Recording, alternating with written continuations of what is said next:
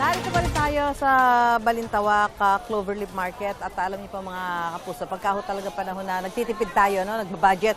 Isa ho sa mga mabenta rito yung mga ganitong mga ginayat na gulay. Gaya ho nito pang lumpiang toge o lumpiang gulay, pang diningding, ito pang gising-gising sigarilyas ho yan. Ito naman ay ginayat na upo, ginayat na ampalaya, ginayat na patola, ito pang chapsuy. Ayan, ito sitaw, pampinakbet, ayan, ginayat na sayote, at saka ginayat na repolyo. Siyempre, pagka ho tayo ay nagtitipid, kailangan ho talaga mag-iisip tayo paano natin mababudget ng tama yung ating dalang pera sa palengke. At isa nga ho dito sa mga mabenta talaga dito, actually itong stall na to, binibenta ho nila, panay ginayat na gulay. Sabi nga nila, karamihan din sa mga bumibili dito, medyo ang gusto nila wala nang pagod pa dahil pagdating sa bahay, iluluto na lamang.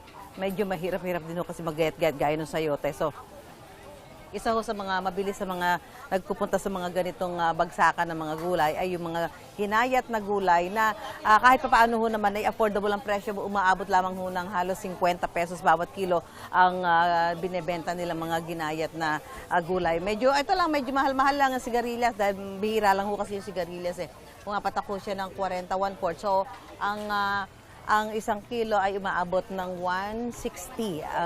Isang 160 ang isang kilo po ng sigarilyas. Depende na ho yan sa diskarte ng ating mga mamimili kung paano pagkakasyahin ang kanilang mga budget sa kanilang pamamalengke.